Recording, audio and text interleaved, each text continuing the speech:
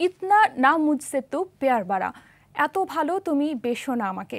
হিন্দি এই গানটি অনেকেরই টিকটকের ফিডে ছড়াচ্ছে 60-এর দশকের জনপ্রিয় সুর। ঋষিকেশ মুখার্জির কালজয়ী সিনেমা ছায়ার গানটি যেন প্রেম, বিরহ আর সুরের মায়াজালে বোনা।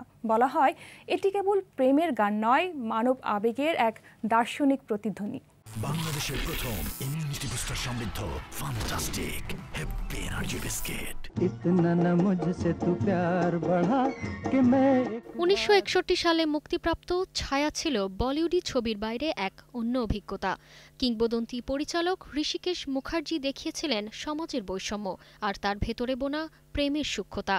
প্রধান চরিত্রে ছিলেন সুনীল দত্ত ও আশা পারেখ। অনবদ্য অভিনয়ের জন্য নির্মলা রায় পান ফিল্মফেয়ার বেস্ট সাপোর্টিং অ্যাক্ট্রেস পুরস্কার।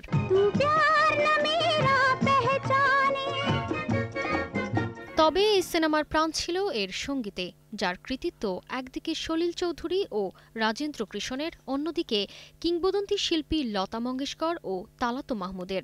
প্রথম দুজন গানটি সৃষ্টি করেন, শেষ দুজন কণ্ঠ দেন।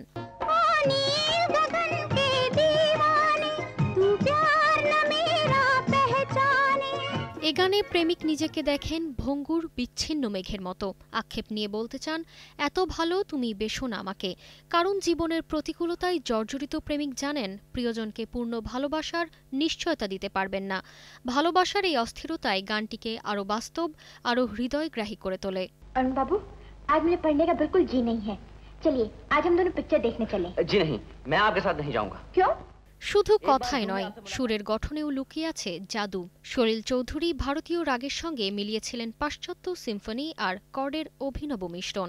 সেই সুরই গানটির আবেগকে অমরত্ব দিয়েছে। ছায়া এবং ইতনা না মুঝসে তু প্যার বাড়া প্রমাণ করে, যখন আবেগ, সুর আর কবিতা একসঙ্গে মিশে যায় তখন সৃষ্টি হয়ে ওঠে চিরন্তন। তখন 60-এর দশকের একটি গানও 2025-এ এসে হয়ে ওঠে প্রাসঙ্গিক।